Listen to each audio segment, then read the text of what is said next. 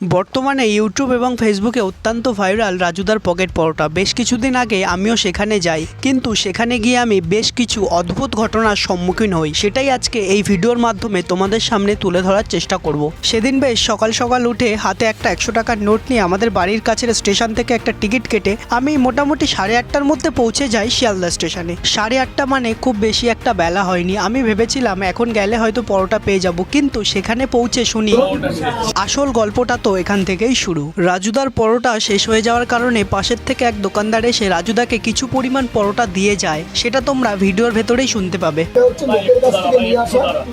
এবার এই ভিড়টা দেখে কি মনে হচ্ছে, এখানে সবাই কি রাজুদার পরোটা খেতে এসছে? না, এখানে 100%-এর ভেতরে 90% লোক রাজুদার সাথে ছবি তুলতে ও ভিডিও বানাতে এসছে। মাত্র 10% লোকই এখানে পরোটা খেতে এসছে। কথাটা কেন বললাম সেটা তোমরা এই ডাস্টবিনের দিকে তাকালেই বুঝতে পারবে। লোকে রাজুদার কাছ থেকে পরোটা কিনছে, ভিডিও বানাচ্ছে, কিছুটা খাচ্ছে আর বাকিটা ফেলে দিচ্ছে। আমি কিন্তু সেটা করিনি, একটু কষ্ট হলেও পুরোটা শেষ করেছি।